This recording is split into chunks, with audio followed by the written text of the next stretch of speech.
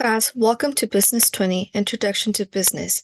In today's lecture, we'll go over economics and business. Our learning objectives are identify inputs and outputs, describe the ideal economic freedom, define economic and critical concepts such as gross domestic product, GDP, also known as GDP, unemployment rate, measurement, inflation, deflation, supply, demand, equilibrium price, recession, and depression. Discuss private property rights and why they are key to economic development, and explain the difference between fiscal and monetary policy.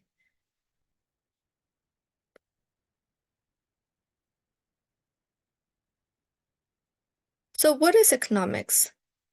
Economics in business is the study of how businesses make decisions about resource allocation, production, pricing, and distribution within the context of market conditions and economic forces.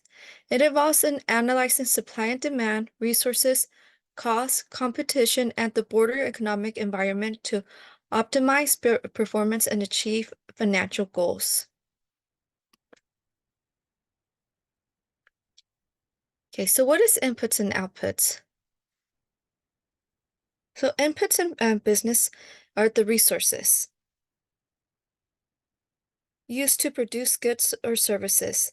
This can be tangible or intangible goods. Types of inputs are raw materials, such as physical components needed for production. For example, steel for cars, flour for baking. Labor are the human effort and skills used in production, including workers, managers, and specialists. Capital, which is the buildings and equipment or financial resources and equipment used to produce goods. Entrepreneurship, the vision or innovation and risk-taking of business leaders to organize and drive production. Knowledge, production knowledge. Market data, customer feedback, and research used to make informed business decision. Technology is the software, hardware, and information systems that help improve efficiency and production capabilities.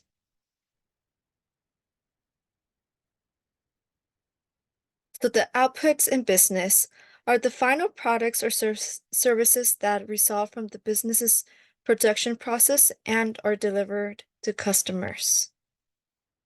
So, for example, we have goods, physical products that a business manufactured and sells, such as a finished product of a car, clothing, and electronics. Services is intangible products that provide value through experiences or expertise. Examples are consulting, education, and healthcare. Waste or byproducts, which are unintended or secondary products of the production process. Example are pollution and scrap metals. And lastly, customer satisfaction, an intangible output that reflects on how well the product or service meets customer needs and expectations.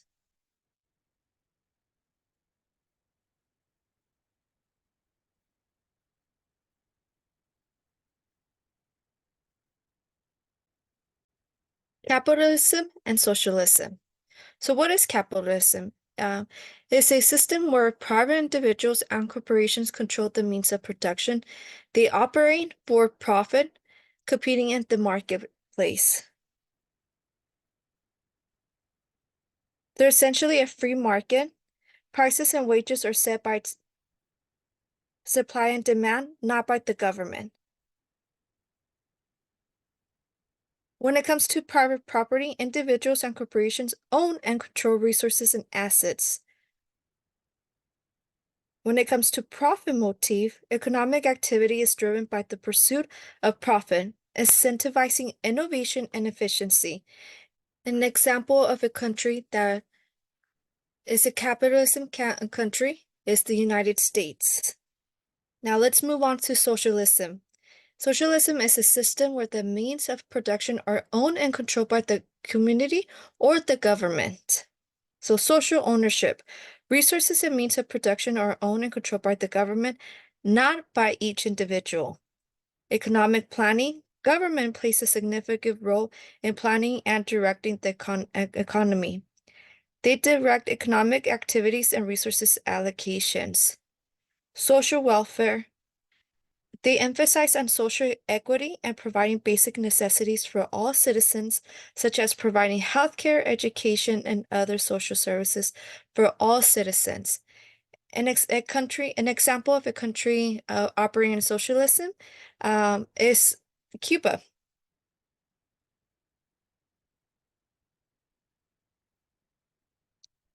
Ideal economic freedom. Economic freedom is the fundamental right of individuals to make their own economic choices. It's the cornerstone of a prosperous and justice society where individuals can pursue their dreams and contribute to collective well-being. Now, let's go into importance of economic freedom. So one, it helps with economic growth. Economic freedom fosters innovation, competition, and efficiency, driving economic growth and prosperity for individuals and nation. Individual prosperity. It empowers individuals to make choices that best suit their needs and aspirations, leading to higher living standards and greater opportunity. Social progress. Economic freedom provides a platform for individuals to engage in productive activities, fostering social progress and reducing poverty. Lastly, global stability. Economic freedom promotes free trade and international cooperation, leading to a global stability and economic interdependence.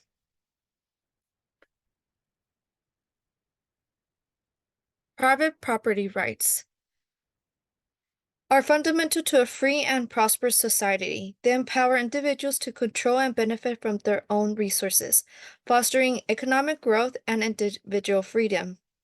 Private property rights are the legal rights that individuals have to own, use, and dispose of their property. These rights provide the foundation for a market economy and incentivizes responsible resource management investment. People are more likely to invest in property if they have secure ownership rights. So, what is the importance in economic development when it comes to private property rights? First, it incentivizes investment. So, people are more likely to invest in property if they have secure ownership rights. Second, innovation. Property rights incentivizes people to create and develop new products and technologies. Lastly, resource allocation. Private property rights enable efficient allocation of resources based on market forces. Now let's measure a healthy economy. So let's first look at the gross domestic product, also known as GDP, which is a key economic indicator that measures the total value of goods and services produced within a country's border over a specific period. It's a crucial metric for understanding a nation's economic health, growth, and standard of living.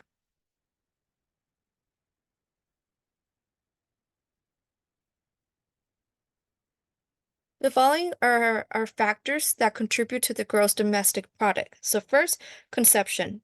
This represents the largest part of the GDP, reflecting spending by household on goods and services like food, clothing, and entertainment. Second is investment. This includes spending by businesses on new capital goods such as factories, equipment, and buildings, which contribute to future production. Third is government spending. This represents spending by government agencies on goods and services, including on education, healthcare, and infrastructure. Lastly, we look into net exports. This is the difference between the values of goods and services exported and imported, indicating the net contribution of international trade to GDP.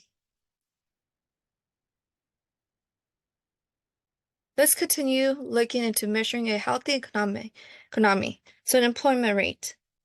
To maintain a strong economy, it is essential for people to spend money on goods and services. A decline in impersonal spending on items such as food, clothing, and appliances, cars, housing, and healthcare can significantly lower GDP and weaken the economy.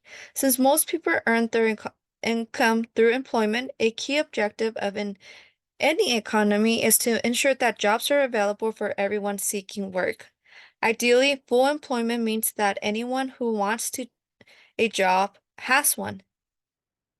Full employment is generally defined as having around 95% of those wanting to work employed.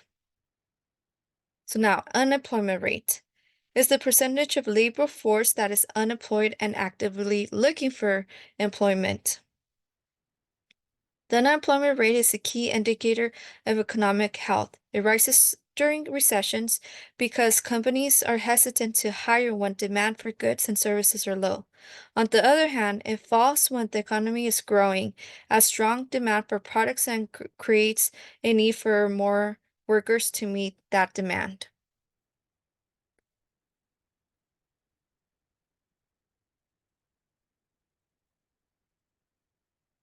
Stability. So inflation is when prices rise and individuals have to spend more on things they need. For businesses, higher prices result in increased costs and initially they must struggle to pass these costs on to customers. When the overall price level increases, it leads to inflation. On the flip side, deflation is when prices decrease, which rarely happens. Deflation can also harm an economy because consumers anticipate lower prices in the future, which then may cause them to delay their purchases, which then slows down the economic growth or the GDP and increases unemployment.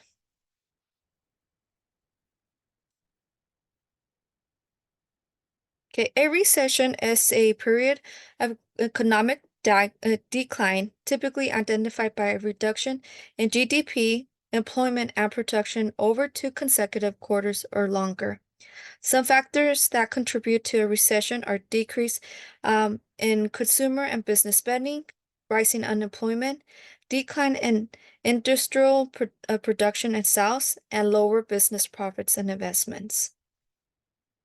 An example of a recession is the Great Recession of 2007-2009, which was sparked by the housing market collapse and financial crisis, which led to the global economic slowdown.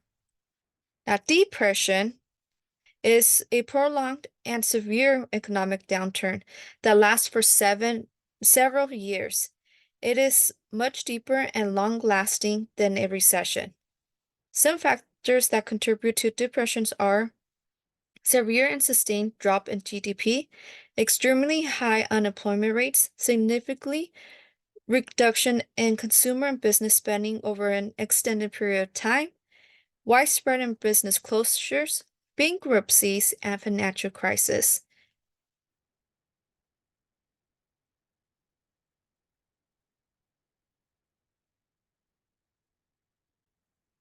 Now let's look into supply, demand, and equilibrium price. These concepts are essential for understanding how markets function and how prices are determined.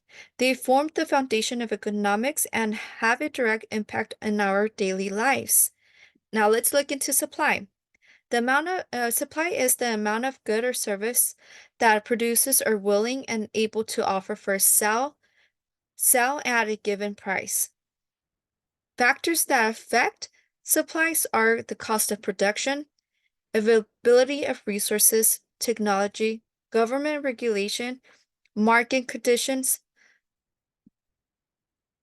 and market conditions. Supply curve shows the relationship between price and the quantity of a good that producers are willing to supply. We will look into more detail on the supply curve in a few slides. Demand is the quantity of a good or service that consumers are willing and able to purchase at a given price. Factors affecting demand are consumer preferences, income levels, prices of related goods. Expectations about future prices can also influence the demand. We will also look into the demand curve at a later slide, but the demand curve shows the relationship between the price and the quantity of a good that consumers are willing to buy. Okay, here we have the demand and supply curve. So when people are willing to purchase more when the prices drop. And typically they purchase less when the product prices rise.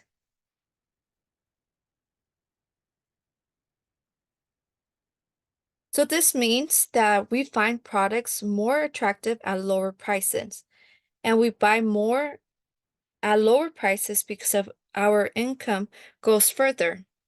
Now let's look into the supply curve.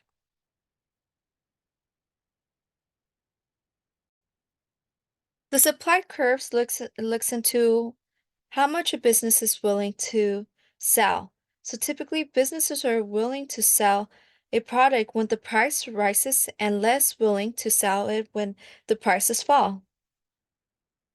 This makes sense because businesses are set up to make profit, and there are larger profits to be made when prices are higher. Now, the equilibrium price is the middle, is where the supply and demand curve meet. That's the price at which the quantity supplied equals the quantity demanded. The last item that we will look is the fiscal and monetary policies, which are two key tools governments use to influence the economy. Fiscal policy refers to the government uses of spending and taxation to influence the economy. Government can stimulate economic growth by increasing spending or lowering taxes. However, they can reduce inflation by decreasing spending or rising taxes. Fiscal policy aims to achieve several objectives, including economic growth, low inflation, full employment, and balanced budget. Now, the monetary policy refers to actions undertaken by a central bank to manipulate the money supply and credit conditions. These actions aim to influence interest rates, inflation, and economic growth. Monetary policy aims to achieve stability in the economy by controlling inflation and promoting sustainable economic growth. Central banks typically target a specific inflation rate and adjust policies to reach that goal.